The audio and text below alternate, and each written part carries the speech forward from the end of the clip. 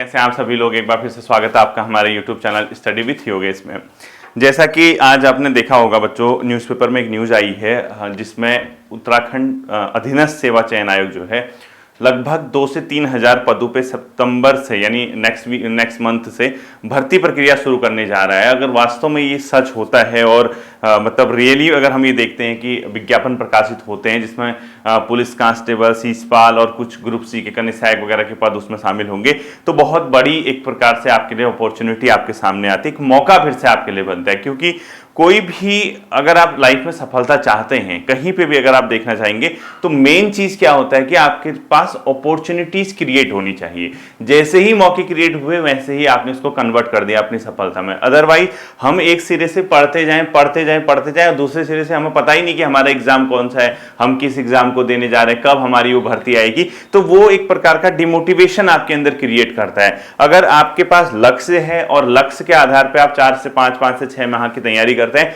और उसी लक्ष्य के इर्द गिर्द अगर आप रहते हैं तो एक बहुत मजा भी आता है और एक मन भी लगा रहता है। वरना मन तो इंसान है बच्चों, भटकाव तो होता ही होता है। अच्छे खासों के मन में भटकाव आता है तो फिर आप ही हैं, ठीक है।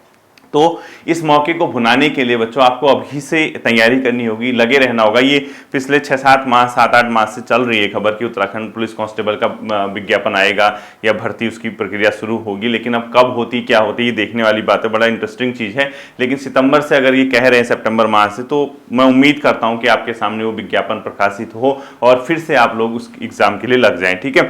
इसी के साथ चूंकि कल LT जो भर्ती प्रक्रिया है, LT का जो एग्जाम है उसके एडमिट कार्ड भी शुरू हो चुके हैं। तो LT के एग्जाम के लिए भी आप सभी छात्रों को शुभकामनाएं हैं, विशेषकर से उन छात्रों को जो बहुत अपने आप में एक इस एग्जाम के लिए पूरा डेडिकेट हैं, पूरा लगे। कई लोग तो ऐसे होते हैं ना, मतलब भर देते हैं, कोई लेक्चरर सोचता है, कोई कुछ सोचता है, सबका अपना अपना है, ठीक है। तो सभी छात्रों को ढेर सारी शुभकामनाएं। तो आज मैं बात करूंगा बच्चों अधीनस्थ सेवा चयन आयोग के ग्रुप सी के एग्जाम के रिगार्डिंग, ठीक है। क्योंकि ग्रुप सी का आपने देखा होगा बच्चों, लंबे समय से, बहुत लंबे समय से यहाँ पे कोई इस टाइप का एग्जाम नहीं आया है जो सभी बच्चे फिल कर सके। मतलब आए तो है, जैसे LT है, LT ग्रुप सी के अंदर नहीं है तो ग्रुप सी का पद, लेकिन वो LT विशेष शिक्षा के अंदर आता है, विशेष संवर्ग के अंदर आता है जिसमें B.Ed वगैरह है, ठीक है। और इसके अलावा आपने देखा होगा ऐसा कुछ एग्जाम हाल फिलहाल के दिनों में हुआ नहीं है जिसमें सभी तरीके के छात्र प्रतिभाग करें, जो नॉर्मल 12th पास हो या ग्रेजुएट हो। इस प्रकार के जैसे कंबाइंड ग्रेजुएट लेवल के एग्जाम होते हैं या 12वीं पास के जो एग्जाम होते हैं, इस प्रकार का कोई इस समय हुआ नहीं है, ठीक है। अब बात आती है बच्चों इसकी, क्योंकि पुलिस कांस्टेबल के ही स्पेशली यहाँ पे बच्चों ने बहुत लंबे समय से वेट किया और कुछ बच्चे कनिष्ठ सहायक का वेट कर रहे हैं। तो ये 2 एग्जाम ऐसे हैं जिसका मैं देख रहा था, क्योंकि कमेंट सेक्शन होते हैं या कहीं भी हो, अक्सर बच्चे लिखते रहते हैं कि सर ये कब आएगा, या पूछते रहते हैं जब मिलते हैं। तो ये जो एग्जाम अगर सितंबर माह से आता है तो अभी से आपको इसकी तैयारी करनी चाहिए बच्चों, क्योंकि एक बैच इससे पहले आपका निकल चुका है, लगभग 1-1.5 साल उनको हो चुका है। 9 महीने की ट्रेनिंग के बाद लगभग 4 से 5 महीने से वो पोस्टेड है। तो कहीं ना कहीं आप देख रहे होंगे पिछले बैच जो है 1.5 साल पहले निकल चुका है, अब आप लोगों का नया बैच आएगा तो एक अलग ही आपको भी लग रहा होगा कि यार हाँ हम भी वर्दी पहनेंगे, हम भी घूमेंगे, हम भी घूमेंगे फिरेंगे, मतलब कि होता है वो ड्यूटी में घूमेंगे, ठीक है। मैं ऐसा घूमना नहीं कह रहा मैं। तो उस चीज को जो जुनून आपके अंदर है कि यार हाँ निकालना है, फिजिकल की भी आप तैयारी करते हैं, प्रैक्टिस करते रहते हैं, तो उसके लिए आपको कहीं ना कहीं आपके सामने अगर विज्ञापन आ गया तो इसको फिर ऐसा नहीं कि विज्ञापन आ गया हम पिछड़ गए, आपको तैयारी करनी पड़ेगी। तैयारी का लेवल क्या है, चूंकि आपने एक चीज नोट किया होगा, जब नए छात्र इस एग्जाम को भरने वाले हैं, यानी जो अधीनस्थ सेवा चयन आयोग कराएगा ग्रुप सी लेवल के, तो पुराने छात्र जो हैं, जो ऑलरेडी पढ़ चुके हैं या जिनको लंबा समय हो चुका है तैयारी करना, या जो इस एग्जाम के ओवर निकल चुके हैं एज में, ठीक है। अब एज क्राइटेरिया क्या रहेगा ये तो देखने वाली बात है, इंटरेस्टिंग बात है। 23-25 कितना रहता है, कई बच्चे कहते भी हैं कि अधीनस्थ ये पुलिस भर्ती की एज बढ़ाई जाए, वो अब देखना पड़ेगा इसमें कितना आयोग मतलब सरकार ने कितना तय किया हुआ है, देखने की वाली बात है। लेकिन फिलहाल अगर आप अभी से तैयारी करेंगे तो आपको कहीं ना कहीं आने वाले समय में बहुत हेल्प होगी बच्चों। इसमें सीसपाल का एग्जाम भी है, तो कहीं ना कहीं वही एग्जाम पैटर्न जिसके अंदर आप लोग 3 चीजें पढ़ते हैं। आप लोग पढ़ रहे हैं, हिंदी पढ़ रहे हैं, आप लोग उत्तराखंड पढ़ रहे हैं, और आप लोग GS या करंट अफेयर्स या कंप्यूटर के कुछ क्वेश्चन, ठीक है, या फिर 10 नंबर की आप रीजनिंग पढ़ लें।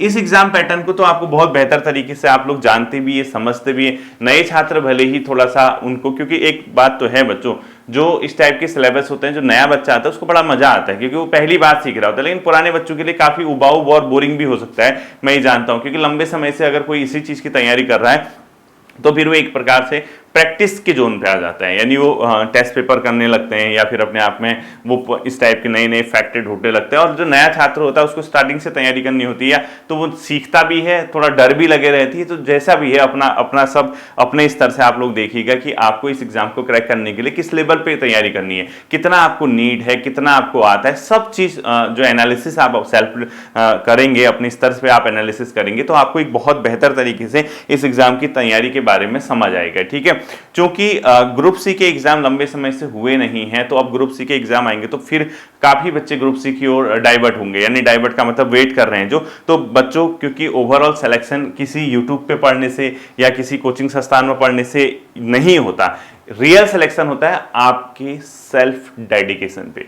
आप कितना उस चीज के लिए लगे हैं, क्या सोर्सेज आपने उसके तैयार किए हैं, कितना आप एग्जाम पैटर्न को समझते हैं, और एग्जाम पैटर्न को समझने के बाद कैसे आप उस पर रिस्पॉन्स करते हैं। मेन चीज क्या होती है, मैंने देखा है अक्सर जैसे यहाँ पर उत्तराखंड आती है, 40 नंबर की उत्तराखंड आती है, तो अधिकांश बच्चे इस चीज के पीछे भागते हैं, उत्तराखंड ही पढ़ने में लगे रहते हैं। लेकिन इस सेक्शन को आजकल अगर आप नजरअंदाज करेंगे तो आप मान के चलिए मेरिट में आप बहुत पिछड़ चुके हैं।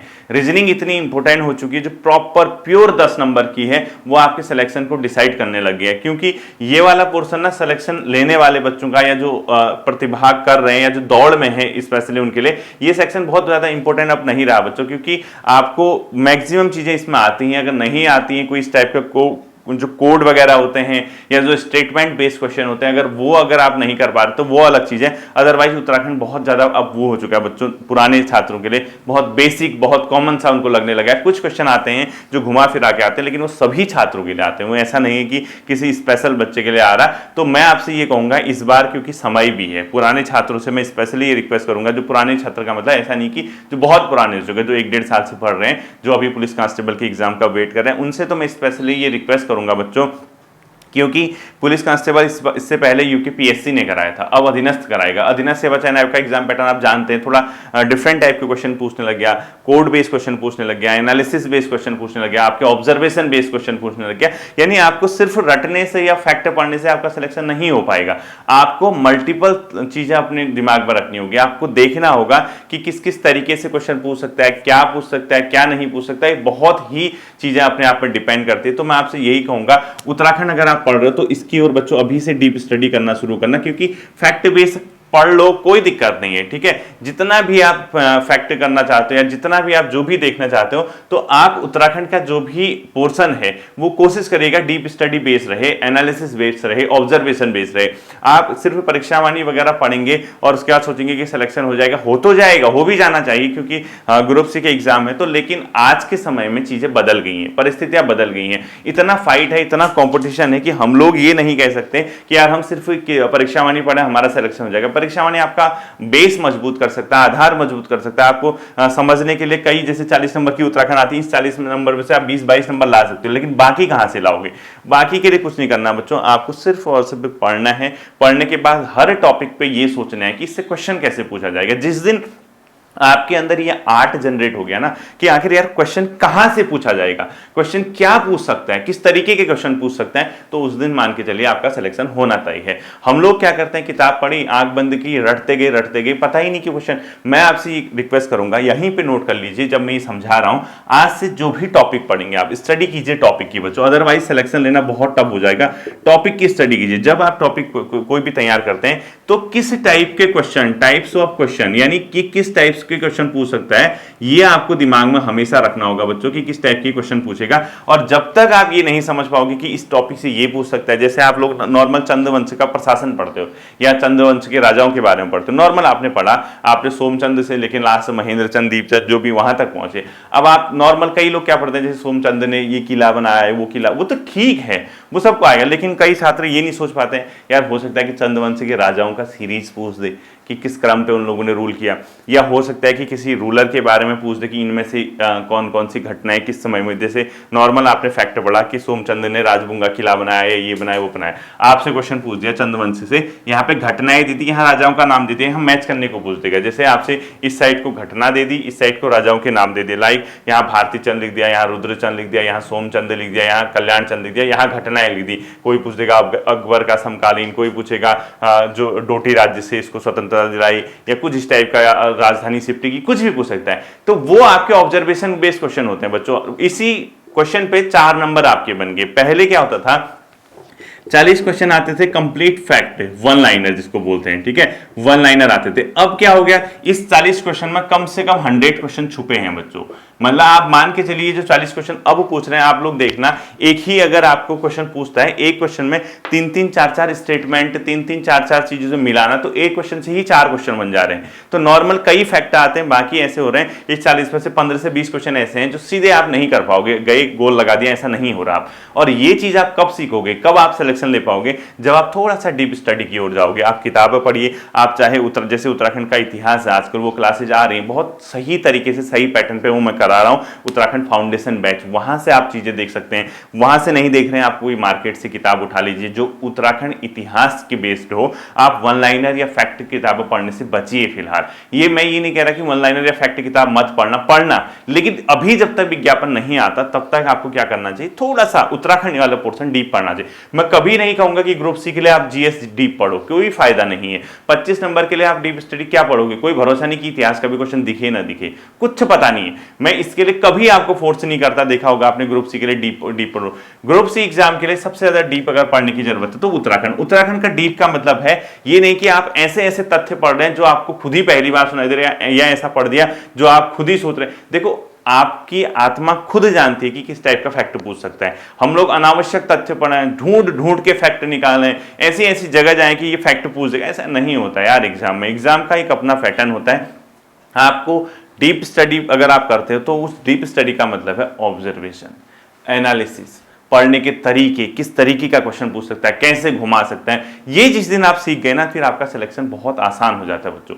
इसके साथ साथ इसको फोकस करना, क्योंकि हिंदी ऐसा है, कुमाऊं और गढ़वाल की जो शब्दावली आती 3-4 नंबर, इसके अलावा जो क्वेश्चन है हिंदी के, वो बच्चों आप राम भरोसे है, आपका दिन होगा तो आपको पढ़ा मिल जाएगा। क्योंकि व्याकरण वाला पोर्शन जो 20 नंबर का है वो बहुत ज्यादा नहीं पूछ रहे, ये लोग सिर्फ शब्द के आधार पर पूछ रहे हैं। इस शब्द का क्या अर्थ है, इसको क्या कहा जाता है, इसका क्या है, इसका विलोम क्या है, बहुत मतलब कॉम्प्लिकेटेड भी कभी कभी हिंदी पूछ रहे हैं। वैसा व्याकरण के जो रूल हैं उसके संबंध में आपने देखा होगा कम क्वेश्चन पूछे जाते हैं, क्योंकि स्कोप अधीनस्थ के पास, आयोग के पास सिर्फ 20 नंबर का है हिंदी में। अब 20 नंबर में उसने कम से कम 50 टॉपिक दिए हुए हैं सिलेबस में, अगर आप देखोगे। अब उस 50 में से 20 नंबर में से 2-3 क्वेश्चन तो ऐसे हैं जो आपके लोकल जो कुमाऊं और गढ़वाल की संस्कृति या शब्दावलियों से संबंधित है, मुहावरे लोकोक्ति से संबंधित। बाकी 15, 16, 17 नंबर का जो हिंदी का पोर्शन है वो व्याकरण की दृष्टि से देखोगे आप, नॉर्मली अगर आप पुराने पेपर देखोगे पिछले 3-4 एग्जाम के, तो व्याकरण वाला पोर्शन उसमें कम देखने को मिलेगा आपको, ठीक है। वो वैसा पूछ दे रहा है कि जो जनरल शब्दावलियां हैं, लेकिन उसका आपको किस्मत आपकी कैसी है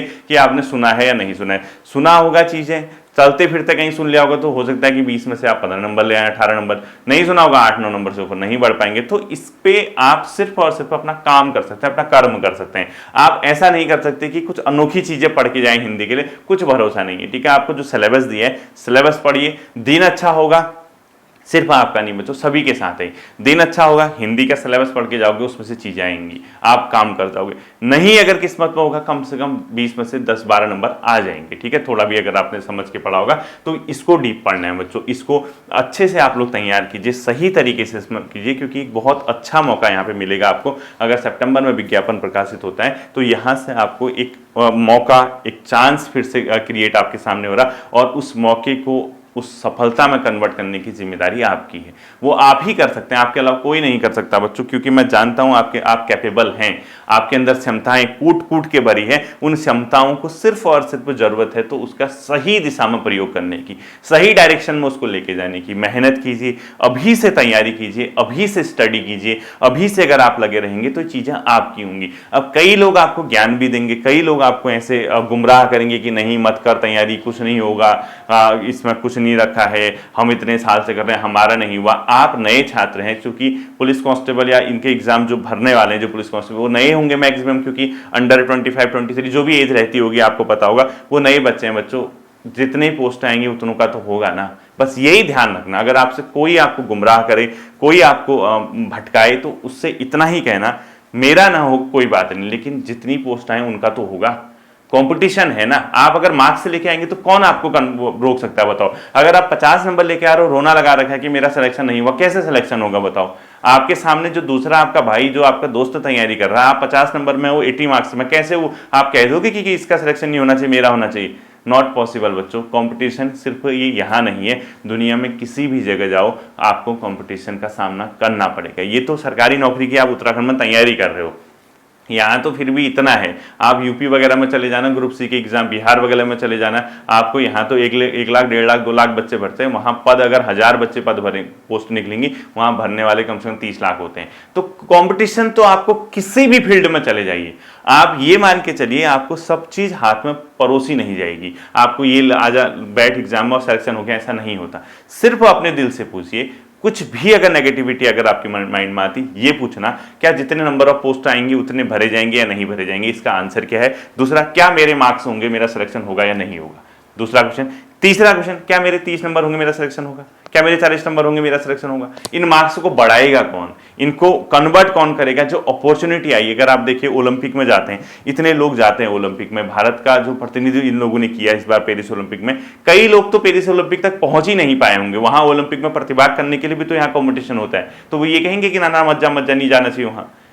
जिसने किया होगा, जो कंपटीशन फाइट करके निकला होगा, वो तो गया होगा ना, उसके बाद वो वहां गया, उसके बाद वहां गया तो प्रदर्शन नहीं कर पाए दूसरे खिलाड़ियों का जैसा, तो बाहर वो हो जाएगा। अब आपने देखा ही होगा, जैसे हमें जिसमें पदक की उम्मीद थी, कई हम बहुत क्लोज जाके 4th पोजीशन पे रहे, तो हम ये बोल देंगे कि ना पदक हमें गोल्ड ही मिलना चाहिए, उनको मिला, आज से हम प्रतिभाग ही नहीं करेंगे। भाई तुम्हारा कॉम्पिटिटर तुमसे बेहतर है, तो इसका ये मतलब थोड़ा कि तुम्हें मतलब आप उसको ये कहेंगे कि ना हमें नहीं इसमें प्रतिभाग करना चाहिए। तो हमेशा दिल में एक पॉजिटिव होप रख के आगे बढ़ना चाहिए, मतलब सही सोच के साथ आगे बढ़ना चाहिए, पॉजिटिव एटीट्यूड के साथ आगे बढ़ना चाहिए। हम सिर्फ कुछ चीजों के भरोसे ये नहीं कह सकते कि ऐसा होता है वैसा होता है। और इस वीडियो को जो सुन रहे हैं, वो सिंपल सी बात है, देखो दुनिया में इतनी ज्यादा वीडियोस यूट्यूब में आती हैं, अब इसमें कौन जुड़ा होगा जो कभी ना कभी इस फील्ड की सोचता होगा या सोच रहा होगा या फ्यूचर में तैयारी करने की सोच रहा होगा, उसके अलावा कोई होगा? ऐसा तो है नहीं कि अलग अलग कंटेंट जो क्रिएट करते हैं उनके व्यूअर जो है यहाँ पे आके देख रहे होंगे। यहाँ तो सिर्फ सरकारी नौकरी की तैयारी कर रहे होंगे, जो स्पेशली उत्तराखंड में, वही इस वीडियो को देख पा रहे होंगे। अब उन्हीं में से आप भी हैं, उन्हीं में से दूसरा भी है। जो बेहतर करेगा, जो सर्वश्रेष्ठ करेगा, सिलेक्शन उसका होता है, पहली बात। दूसरा, उनका कभी सिलेक्शन नहीं हो पाएगा जो 45-50 नंबर लाने के बाद बोलते हैं कि यार नहीं होता है सिलेक्शन, ऐसा पढ़ोगे नहीं तो कहां से सिलेक्शन होगा। इतने लोगों का हुआ, कैसे हुआ बताओ? आपके सामने इतने लोग निकल गए पिछले 1-1.5 साल के अंदर, इनका कैसे हो गया सिलेक्शन? होगा, और जिस दिन आपका चयन होगा ना, आप खुद उस दिन बोलने लग जाओगे कि यार हाँ हो तो सकता है। थोड़ा सा अपने आप को, अपना माइंड चेंज कीजिए, माइंड सेटअप चेंज कीजिए और मेहनत कीजिए, मेहनत का परिणाम आपको अवश्य मिलेगा। ठीक है, तो आने वाले जो एग्जाम है ग्रुप सी के, उन सभी एग्जाम्स के लिए आपको ढेर सारी शुभकामनाएं। मैं उम्मीद करता हूं कि आज से ही आप थोड़ा सा पॉजिटिव होकर आगे की तैयारी को अंजाम देंगे। ठीक है, फिर मिलते हैं अगले सेशन पे, अपना ध्यान रखिएगा। Thank you.